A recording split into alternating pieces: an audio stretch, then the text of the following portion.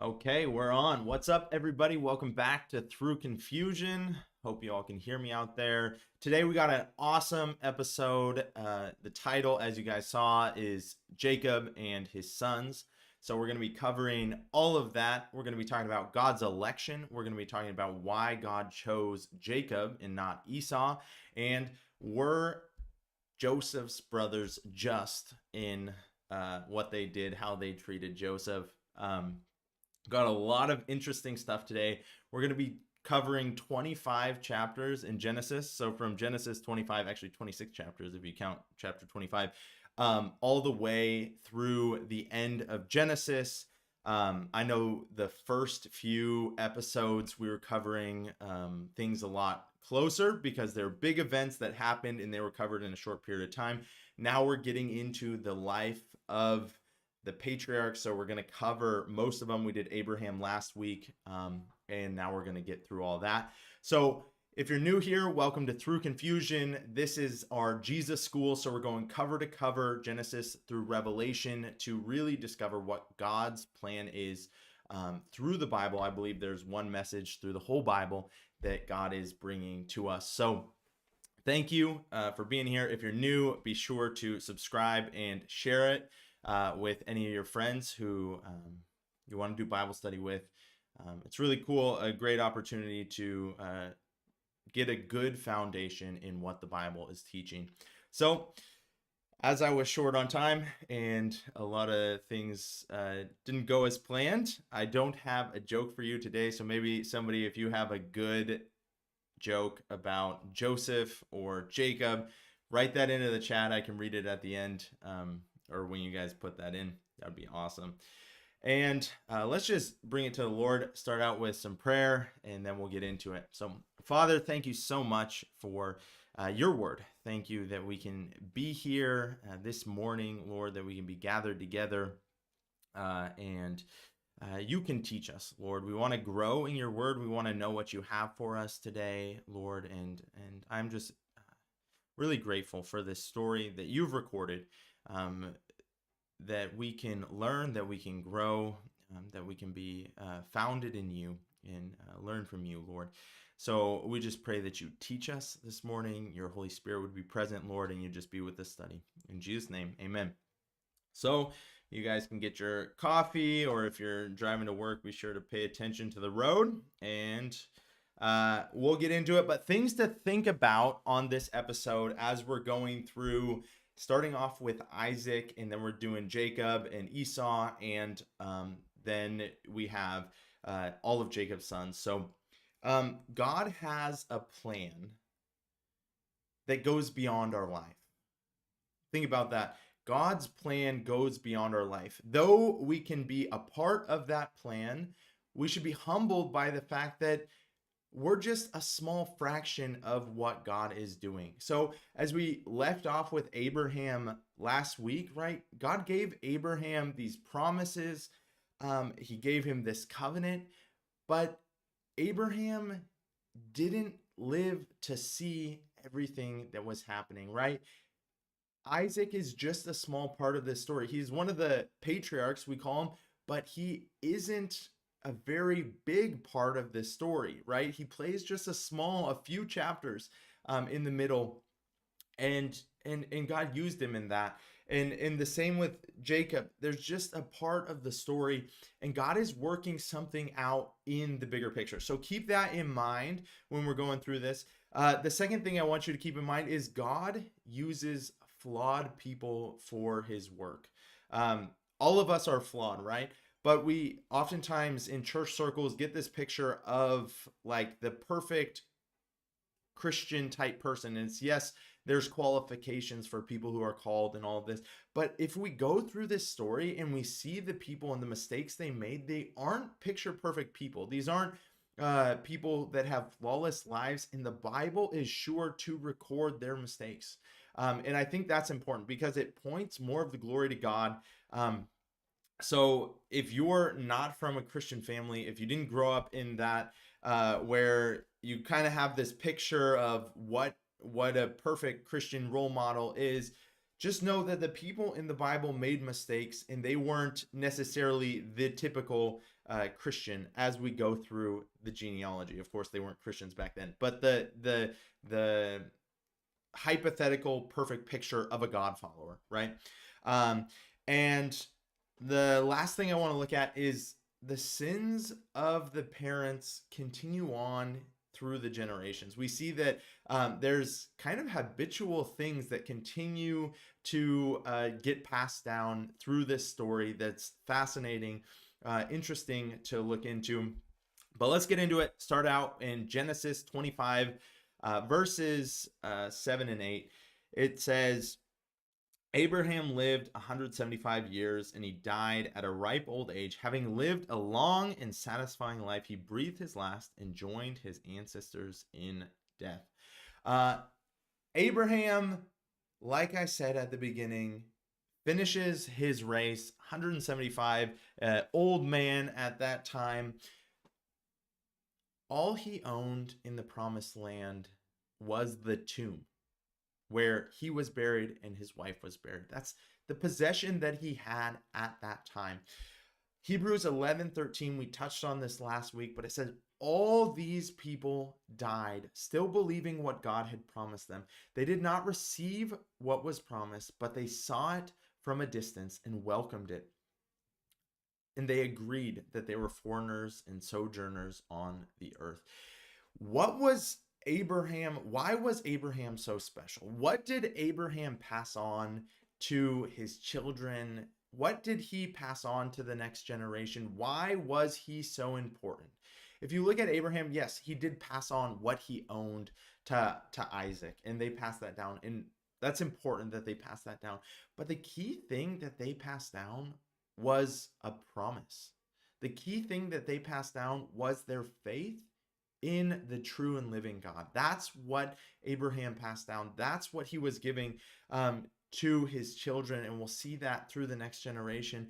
But he hadn't received what God had promised, but he was able to pass that down, and we still live in that, right? We receive Christ, we walk in that, but we haven't received the fullness of our redemption. That's what we're looking forward to. Romans 8 tells us that if we hope for something that we have, you wouldn't hope for it, right?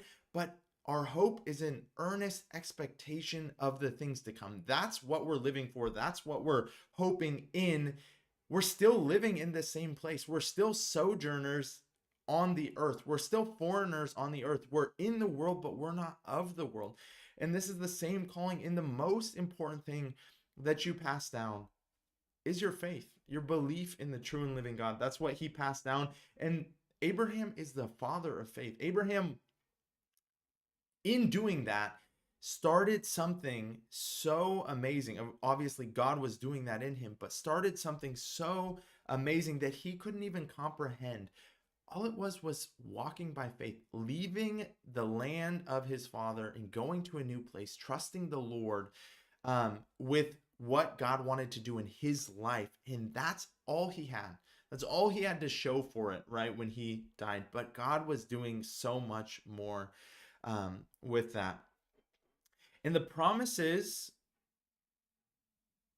were something that the next generation had to believe, right? Ishmael took it, and Abraham sent him away, and he did his own thing. Esau, he goes away and does his own thing. But you see Isaac and Jacob taking that, the faith of their father, passing it on to the next generation. That's important.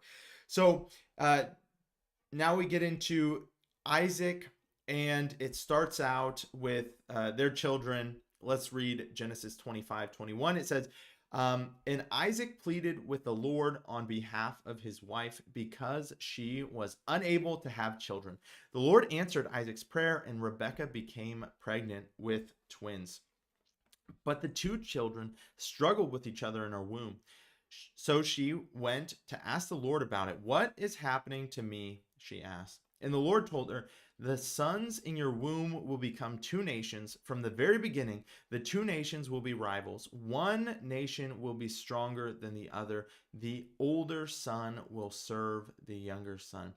And when the time came to give birth, Rebekah discovered that she She did indeed have twins.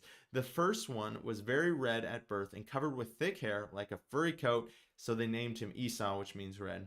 And the other twin was born with the hand grasping the heel of Esau, so they named him Jacob, which means surplanter or usurper. And so Isaac was 60 years old when the twins were born. So now I want to deal with this major discussion and problem that we have in Christianity on two opposing camps. So there's many times in the Bible where it talks about God's election and God's sovereignty, God's calling on a person. And so you get this camp of maybe like extreme 5-point Calvinism, which is totally focused on the sovereignty of God and God's election, man's total depravity, God doing this work in men. And then you have on the other side the Arminianist camp, which is focusing on people and how you have to take responsibility for your salvation, kind of this side. So I want to talk about election and calling, and there's a lot of different ideas. So stick with me. If you disagree with me, I'd love to have a conversation about this. This is just how I work it out, how I handle it. So Romans chapter 9, it's talking in the New Testament about Israel and them being God's chosen people. And you can read through it. When you read through it, maybe at first sight, you think it's fully talking about God just pulling the punches, making everything happen, making one person purely for salvation and another person for destruction. But I want to take a little bit of a different view of Romans chapter 9. And I think what he's actually arguing in Romans chapter 9 is God can call more people, right? God can call more people. In that, I forget exactly what verse it is, but in Romans chapter 9, it says, before Esau and Jacob did anything good or bad, God said, Jacob I have loved, and Esau I have hated. So he's talking about choosing Jacob before they were even born, before they were even doing. And so people say, that's unfair, God, right? God, you choose this person. That's totally unfair. But I want to put forward that election isn't everything. So are there examples in the Bible where God chooses somebody or God elects somebody, but I don't know, everyone has a different view, but they're not following God. They turn away from him. They walk away from him. They're not his. So I would give you just 4 examples where I see this in the Bible. The Israelites in the wilderness. And Paul talks about it, 1 Corinthians 10. You can read that passage. But not all of them in the wilderness, even though they were called, even though they all passed through the Red Sea, not all of them were elect. A lot of them perished in the wilderness, is what it seems to say to me in Romans or in 1 Corinthians 10. That many of them actually disbelieved God, even though they saw his miracles, even though they were God's chosen people. The second one I want to talk about is King Saul. King Saul is God's anointed king of the nation of Israel. God specifically tells Samuel to anoint him. He's chosen for this position, but he doesn't do God's will. And it says that God was actually sorry that he made him king. The third one, Judas. Everyone knows Judas. He was chosen. He was an apostle, numbered with the 12, but he went out and he betrayed Jesus. And then the last one, Satan. You guys know this because we talked about this a few chapters ago when we were talking a little theology about Satan, but he was God's anointed angel, one of the angels in the presence of God ministering, and he decided that he didn't want to be a part of that and rebelled against God. So that's just 4 examples. And what I'm trying to do is build a case for the fact that Just because you're chosen, just because you're given this role or this place by God, that's not the end all be all. And that's for both things. One, if you're appointed or chosen for an important role, you still have to follow God. And two, if you're not chosen seemingly for an important role, something big, you still have an opportunity to follow God. So that's what I want to put forward. God puts special callings on people, or everybody has different gifts, right? Some people are better at one thing. One person can lead a church of 10,000 people. One person can only lead a church of 50 people. That's what they've been given. But what Jesus does to make it just is he says, to whom much is given, much is required. So if you're given more, then more will be required of you. If you're given less, less will be required of you. But everyone is called to be faithful with what they're given. And not everybody has some crazy, seeming more spiritual calling than everybody else. Everybody is called to follow Jesus, but not everybody has this higher calling, so to speak. There was only one Moses for the people of Israel, and the rest were just people. And some of them were the heads of the families, and some of them were just normal citizens. But that's the way that God orders it, and not everyone is called to be a Moses. Only Moses was called to be a Moses. That's why God chose him for that role. But Moses has opportunity to follow God in that. So that's how I would put it forward. So on the other side, for all of us have the opportunity to follow God, right? God wills that none should perish, but all should come to the knowledge of him in repentance. And so what do we do when the Bible brings about these contrasts? Because the Bible brings a lot of character contrasts, right? You started out the story with Cain and Abel. And Cain and Abel, right? Cain is jealous of his brother. Abel's offering the better sacrifice. So you have this fight between two character personalities. Now we get Jacob and Esau, two character personalities that are giving us contrast of what God likes and what is right and true and good, and what is not right and good and true. Then you go to King Saul, you go to David. We mentioned that there's a contrast between two. Why is David called a man after God's own heart? Why is Saul somebody that God regretted coming to put as king? And then you get like Haman and Mordecai. You get two personalities. So the Bible gives us lots of these contrasts. What do we do with them? They give us insight into God's heart. They give us insight on how we should develop our character, how we should build our lives, what's right and what's wrong, what are the principles that we should live by. In Genesis chapter 4 verse 6, God says to Cain, "Why are you so angry?" The Lord asked Cain, "Why do you look so dejected? You will be accepted if you do what is right, but if you refuse to do what is right, then watch out. Sin is crouching at the door. It's eager to control you, but you must subdue it and be its master." This is the call to everyone. This is the call to everyone, no matter if you're at the top or at the bottom in the hierarchy of tasks given by God. Everyone is called to this. Why is this important? You're developing your own character in your life. You're discipling other people, and you need to know how to develop their character. I know I just had a child.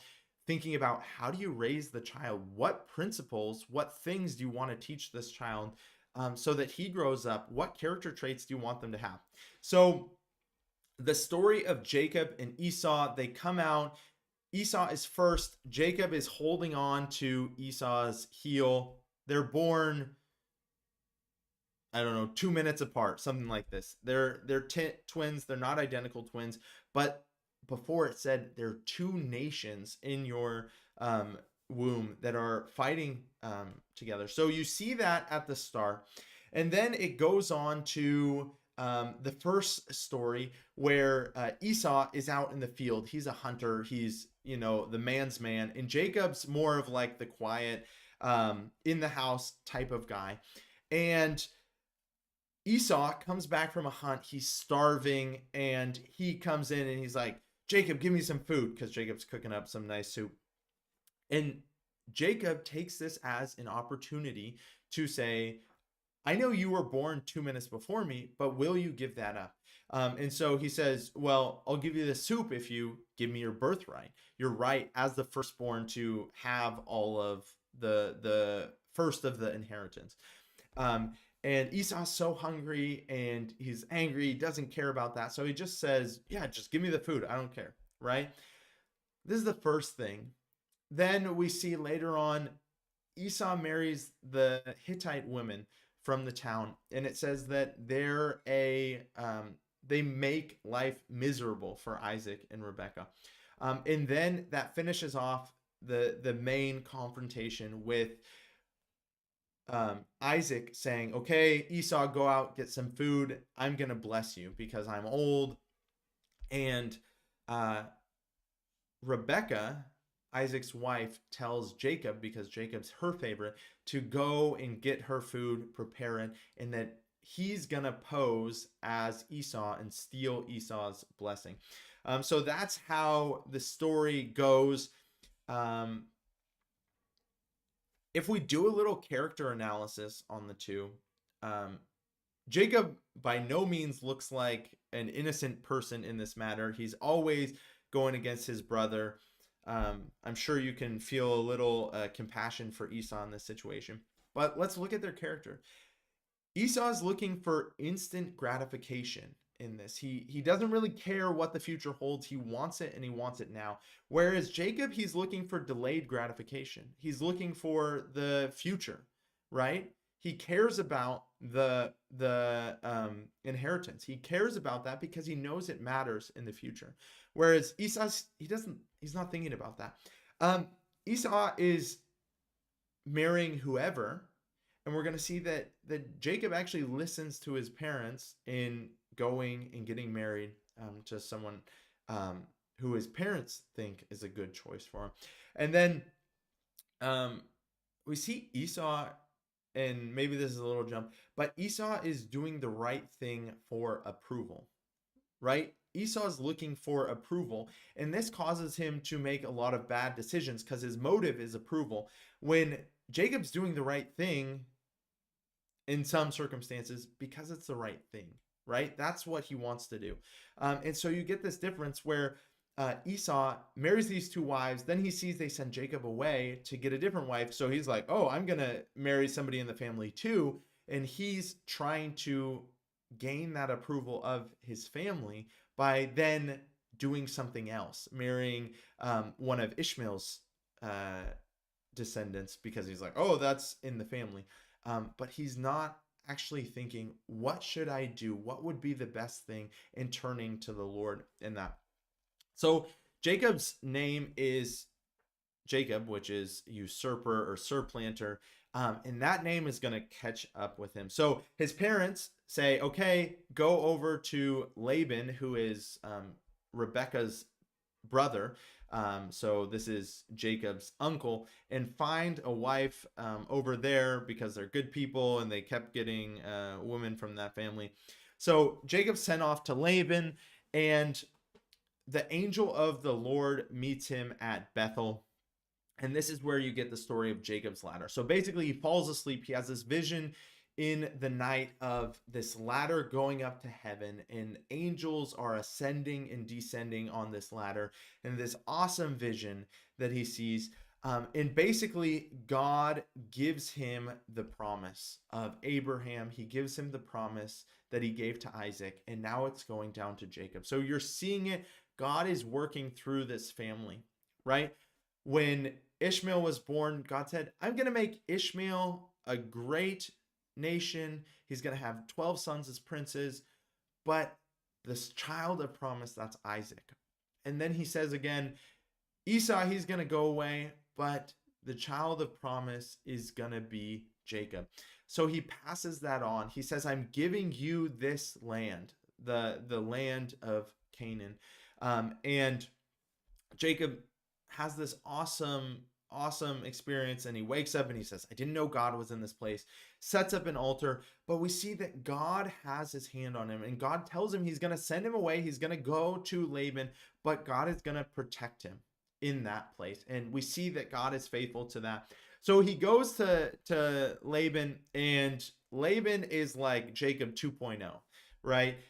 If Jacob's somebody who's trying to usurp and to undercut, Laban is the exact mirror to Jacob, and he's going to do all the same things. So Jacob, I think maybe God's teaching him a lesson through that. But if you go back in the story, when Rebecca is brought to be a wife of Isaac, right? Can't think of his name.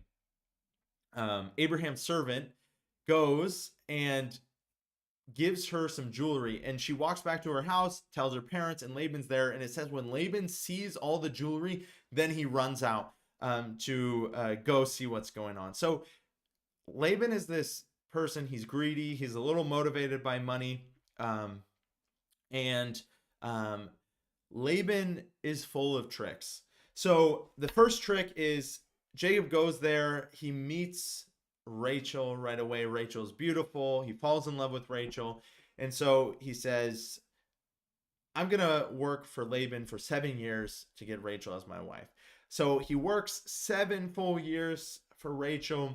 And then on the wedding night, don't know how it worked, but Laban switches Rachel and Leah, her older sister, and gives Leah as his wife. And so he wakes up in the morning. He's like, what the heck, Laban? What'd you do? And then Laban's like, okay, I'll give you Rachel. Just work another 7 years. So he's really trying to take as much as he can from Jacob. Then Jacob goes on. He works another 7 years, and he starts now taking care of all the flocks and the herds of Laban, and they're multiplying because Jacob's the Lord's with him. The Lord's blessing him in that. And Laban changes his wages. And so you get this thing. Jacob says, like, all of the spotted cows, I'm going to take those, and you have all the striped ones, just so we have a differentiation. So when Laban sees that there's way more spotted cows, then he switches, like, okay, well, you get all the plain cows, I get the spotted cows. So they keep switching back and forth because Laban is greedy, all of this. So Jacob gets to this point where he wants to leave and go back to his land. He's already been with Laban for 20 years, 7 years for Leah, 7 years for Rachel, and now he's worked another 6 years. But Laban's not going to let him leave. Laban doesn't want to let him leave with anything. And so Jacob, being the person that he is, devises a plan to leave by night. Jacob's crafty. Jacob gets stuff done. So he is able to escape and go back. And during this time, obviously, there's problems in the house because, one, Jacob has 2 wives, and 2, he loves one, and the other one was given to him as a trick. And so, and he has problems with his father-in-law. So there's a lot of drama going on in the house, bride wars going on. And so this is where you get the 12 sons of Israel. And they should make a movie out of it, a drama. But first, Jacob's in love with Rachel, and Leah's there, and she's unloved. So God sees Leah, closes Rachel's womb. Leah starts having children. So she has the first 4 children: Reuben, Simeon, Levi, Judah. And if you look how she named them, it's like, the Lord's noticed my misery. The Lord heard I was unloved. Surely my husband will have affection for me. And then praise the Lord was Judah. So she has these 4 kids. So now Rachel, seeing that she's not having any kids, and Leah is, she takes the old trick out of the book, all the way back from her grandma, Sarah. And she says, hey, I'm just going to give my handmaid as she's going to kind of have kids for me. So she does that. Bilhah now enters into the picture. So now there's three women, wives, two wives, one concubine, and she has two children, right? And so then, as Rachel has these children through Bilhah, now Leah's like, wait, she can do that. Well, I can do that too. I have this serpent, Zilpah. And so she gives Zilpah to Jacob as well. She has two more children. And then finally, at the end, Leah has actually another two children. And then finally, at the end, God gives Rachel children. Obviously, this sounds like a great story, and it's not going to have any family problems. But you see what's going on. If you have a bunch of these half siblings, you have a bunch of these children that's from a parent who's unloved, and really the motivation for having these children was their own selfish gain, seeking their love, and their rivalry was one of the main reasons for all of this. You have a lot of hurt and you have a lot of infighting for the kids, because imagine being the kid of the servant versus the kid of the favorite, right? There's going to be a lot of fights and a lot of things going on, and that's what we see. So this drama's going on. That's the home life for Jacob, and now his two wives and two concubines. So his four women in total as they're leaving. So that's one of his problems. Now Jacob goes on the road and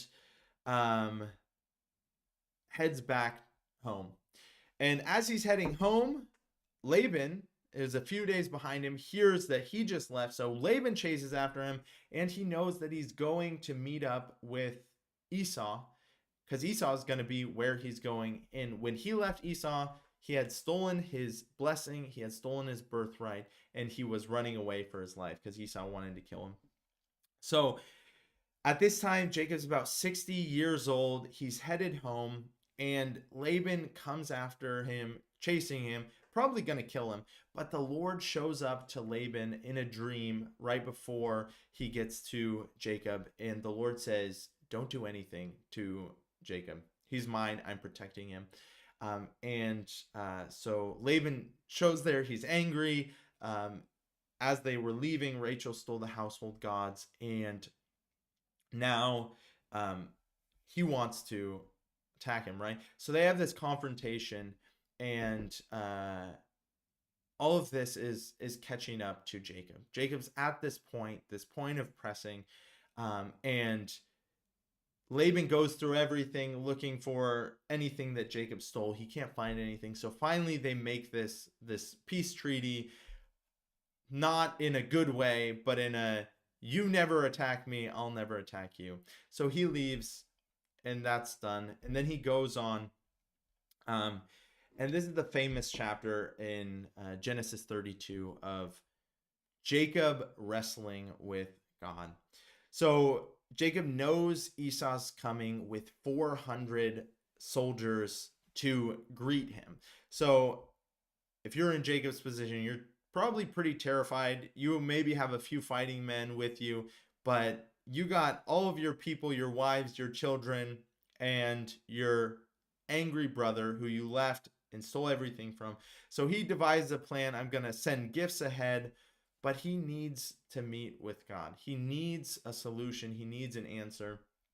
And we get this amazing story where there's angels of God in this place, and Jacob wrestles with this one particular angel, and they wrestle all night, going back and forth, and the ending picture is Jacob just holding on to him, and he's like, let me go. And Jacob saying, I won't let you go until you bless me, until I've had your blessing.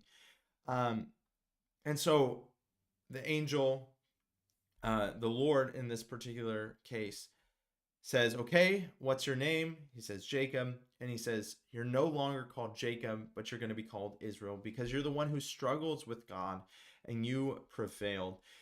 Jacob, we get this lesson, the importance of fighting for the right thing, the importance of living a life where you're actively searching for the favor of God, right? The difference between Esau and Jacob is Esau would have given up. Esau wasn't fighting for this because he didn't think it was important. But Jacob, he saw these things that were afar off. He saw these things that maybe weren't tangible, and he cared about them. He cared about them so much. And so he holds on to the Lord in this, and he doesn't let him go. And it's a picture not of like victory over God, but of humility, just holding on to him as tight as you can and saying, God, don't leave me unless you bless me. Um, and so God changes his name to Israel. No longer is he the usurper, no longer is he the heel catcher, but he's the one who wrestled with God. And so God changes his identity, changes his name, and we need to learn from this. Um, hold on to the Lord, hold on to him. It says that those who seek for me will find me. And this is such an important lesson for us, that we actually seek for God with our whole hearts. Seek for him with everything that you have. What does that look like? It means actually waiting on the Lord, actually searching for him, going to find him. Don't be distracted with everything that comes up. Set time apart to actually seek God. Get alone with him. And it's a challenge. It's a challenge because this isn't the seeming it doesn't seem like this is the forefront or this is the most important thing, but it is the most important thing. And so Jacob wrestles with God and he prevails. And the Lord leaves him with this limp, right? He it says he knocks his hip out of joint. And so from then on, now Jacob is no longer able to prevail in his own strength. He's no longer able to do all these things in his own strength, but he has God's blessing, right? He has God's hand.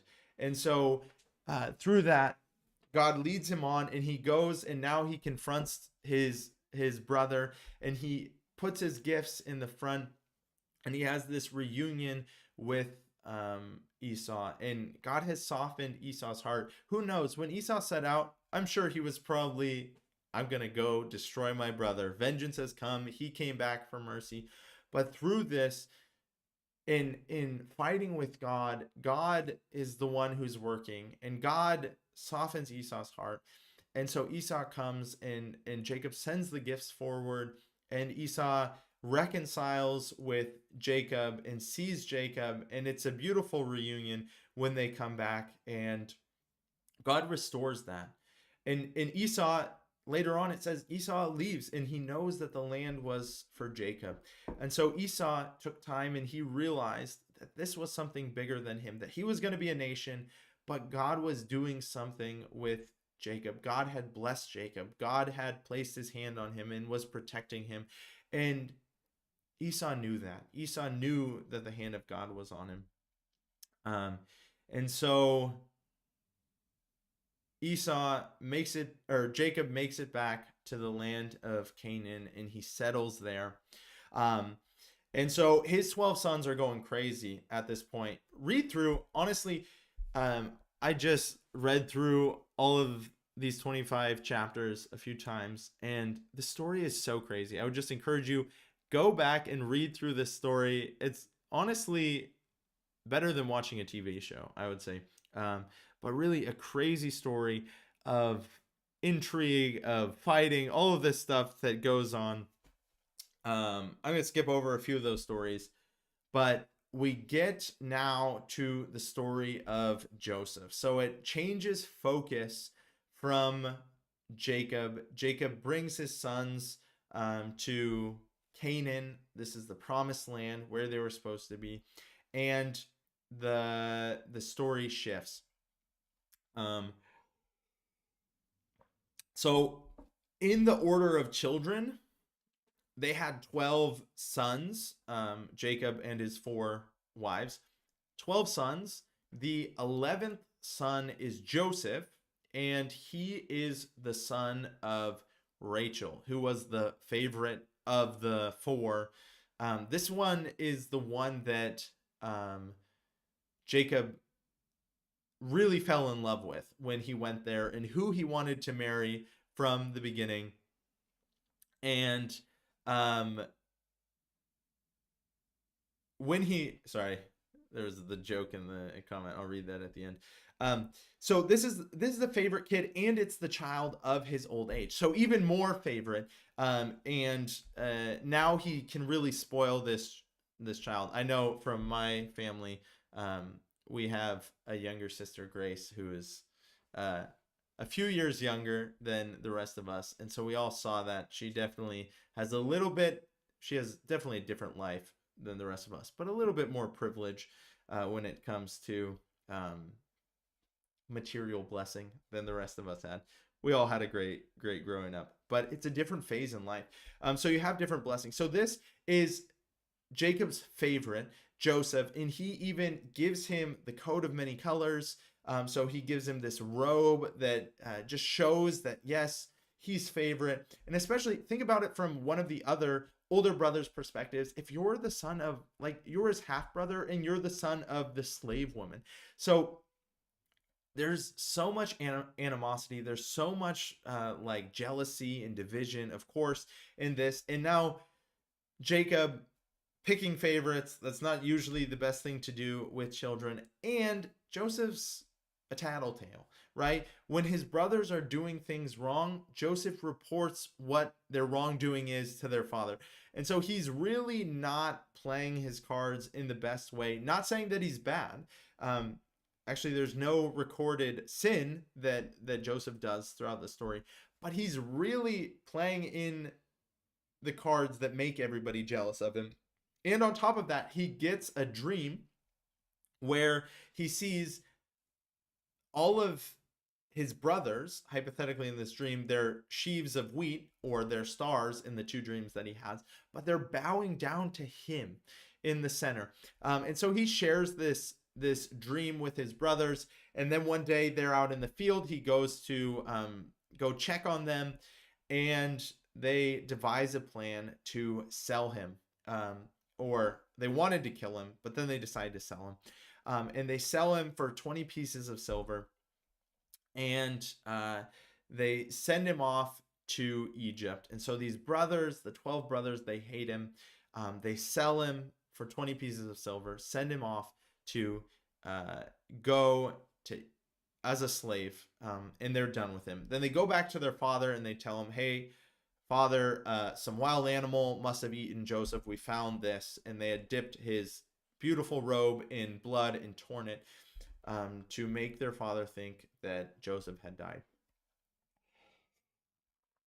It's crazy that this story is in Genesis, and then we have this picture 1,500 years later of Jesus, who was one among the 12 tribes of Israel, right? He lived a sinless life. He was the Messiah, the chosen one of God, and they sold him for 30 pieces of silver, handed him over to be crucified. So we get this picture that Joseph is actually a type in the Old Testament, a picture of what was to come, Jesus. So they sell him as a slave to the random traders that are coming on. And then the story picks up with Joseph, and he has some hard times in Egypt. He goes in and he's the bottom, a slave. He works himself up in a house. Then he gets falsely accused and sent to prison. So he's the lowest in the prison, but he interprets some dreams in there. And finally, Pharaoh, the king of Egypt at that time, one of the biggest kingdoms in the world, catches wind that Joseph can interpret dreams, and God gave him a dream. And so you get this exaltation of Joseph to be the highest in all of the land, second to Pharaoh, that God was working this. And then as the famine hits that was foretold in the dreams, you have the brothers getting sent down. And then finally, after so much time, Joseph tests his brothers and reveals himself to them that he was their brother. He was the one that they had sold, and that it wasn't for evil, right? They meant it for evil, but God was using it to work a greater salvation, right? All of these places would have perished if they hadn't sold him, if they hadn't sent him. And so he's there and he works this great salvation, and God uses him to save all of the people. Why is this picture so important? Zechariah 12:10, this is one of the last prophets in the Old Testament. It's talking about the end times, and it says, "And I will pour out on the house of David and the inhabitants of Jerusalem a spirit of grace and pleas of mercy, so that they will look on me, on whom they have pierced, and they shall mourn for him as they mourn for an only child, and weep bitterly over him as one who weeps for a firstborn." So I believe that in this picture of Joseph going to Egypt and working a great salvation, I think it's all a type actually of Jesus. And I believe that in the same way that Jesus was crucified, killed, he was rejected by his own, and he died. He rose again, right? And Romans 9, 10, and 11 talk about how through that he came to the Gentiles, but that the Jews have been blinded in part until the Gentiles are saved, and then they will then see him. And so I think this is a future event. I would love to know what you guys believe in the comments, but I think God is going to work something. I don't know if it's in our lifetime, but I know that God is faithful to his covenants, and I believe that God is going to work a salvation where the people, the Jews who are Abraham, Isaac, and Jacob's descendants, the people who came from this family, this very family that we're looking at right here, I believe that as they have rejected Jesus as a majority, that one day they will see him as the Messiah. Because as we're going to go through this thread of the Old Testament and the New Testament, God works with the Jews, and then Jesus comes, and Jesus is the fulfillment of the scriptures. That's what I believe. But so many of his own did not see him. And I think that through that, they will. So one day, they will see him. They will, as a whole, realize who Jesus is. They will look on him whom they have pierced. They will mourn for him as one mourns for an only child. And they will be saved. They will believe in Jesus as the Messiah. And so this picture in the Old Testament so clearly just shows that God has his plan all the way through, and God is showing that this isn't just some new thing that's happening, that God is working this thing out throughout the whole story. And so you see that the brothers, they end up all coming. Jacob comes down and he's reunited with Joseph. And so that's the end. You have an amazing prophecy in Genesis 49 talking about talking about all 12 of the children. And God gives a prophecy through Jacob of what each are going to do. There's an amazing prophecy about Judah, and he said he's going to be the scepter, he's going to be the ruler, and that God is going to use him, which David was of the line of Judah, as well as Jesus was from the line of Judah. Amazing prophecy there. And God brings the people, it works the salvation with Jacob, with Joseph in Israel, but God is not done with what's going on. God's not done with that work. And if you remember in Genesis 15, verse 12, it says, and this is talking about Abraham when he was making his covenant with God, right? And this is what God says to him. It says, as the sun was going down, Abraham fell into a deep sleep, and a terrifying darkness came down over him. Then the Lord said to Abraham, you can be sure that your descendants will be strangers in a foreign land. They will be oppressed as slaves for 400 years, but I will punish the nation that enslaves them, and in the end, they will come away with great wealth. As for you, you will die in peace and be buried in a ripe old age. After 4 generations, your descendants will return here to this land, for the sins of the Amorites do not yet warrant their destruction. So God has this plan. God has this plan, and he promised to Abraham that he was going to bring his descendants there. He promised to Isaac. He promised to Jacob. But from Abraham, 120 years before, he said that they were going to be sent to Egypt, that they were going to go to Egypt, and that they were going to be there for 400 years in this land, and then God was going to work a great salvation. So this is 120 years after Jacob, before Jacob went down there with his children. But God has this plan that he's been working through, and God still has that plan today. God is still working with people. God is still working and holding things together. And I think it's just so comforting as you read this story to know that God was working something through it all, that God had a plan. And they're not innocent, right? They're not innocent of all of these things that they've done. They make mistakes. And I think that's an encouraging thing. But God is still working that thread through. And our call, our duty is to be faithful to him. So next week, we're going to pick up with the Exodus, following the story, and now God pulling his people. This is one of the most powerful stories. So there's so much really intense stuff going on in the Exodus, really crazy things. But it's just so cool when you read through Genesis. I want to just finish with this little thing. When you read through Genesis, a lot of times it talks about names of places, locations. And so when you look at those things, you can see that God is actually true, because the names of these places, they're still there today. If you go to Egypt, there's a big canal that's called the Bahar Yusuf Canal.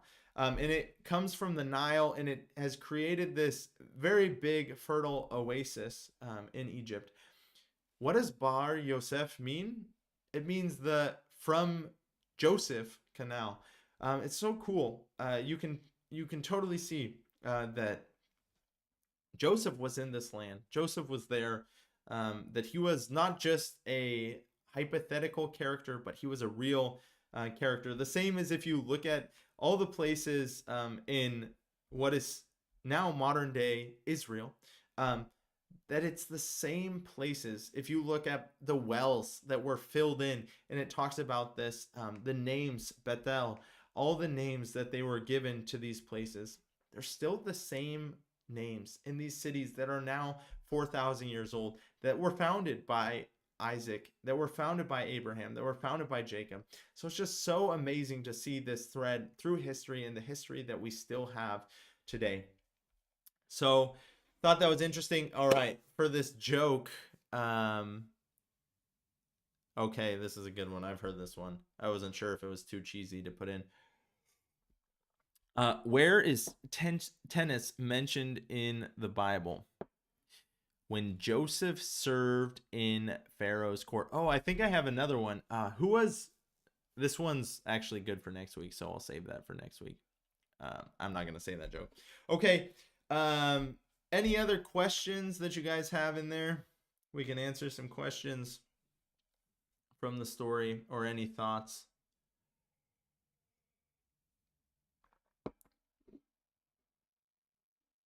I can give you a second to write. If not, we can just end it.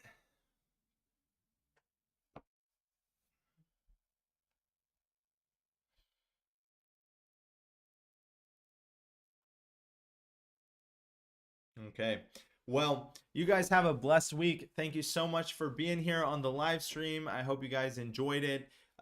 Be sure to subscribe to the channel. Be sure to like the video. That passes it on to more people. So thank you so much. God bless you all, and we'll see you next week at 6 a.m.